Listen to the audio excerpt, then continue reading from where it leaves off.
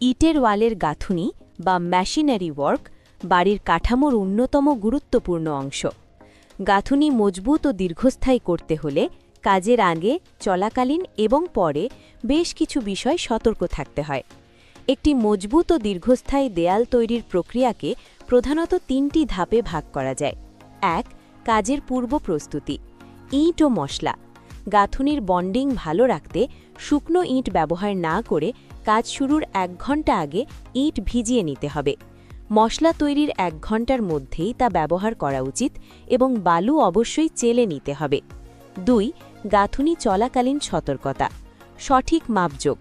দেয়াল যেন হেলে না পড়ে সেজন্য নিয়মিত প্লাম বব ব্যবহার করে লম্বালম্বি দিক ঠিক রাখতে হবে।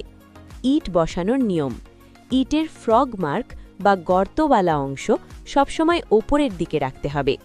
ইটের খাড়া জোড়াগুলো বা ভার্টিক্যাল জয়েন্টস যেন কখনোই এক সরল রেখায় না পড়ে সেদিকে লক্ষ্য রাখতে হবে।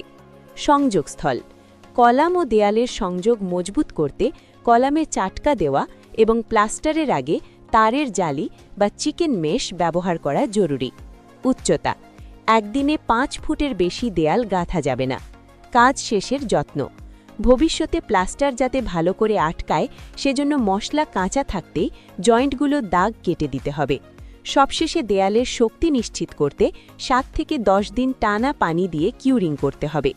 এক কথায়, ভেজানো ইট, সঠিক ওলনের ব্যবহার এবং পর্যাপ্ত কিউরিং এই ৩টি বিষয় নিশ্চিত করলেই গাঁথুনি টেকসই হবে।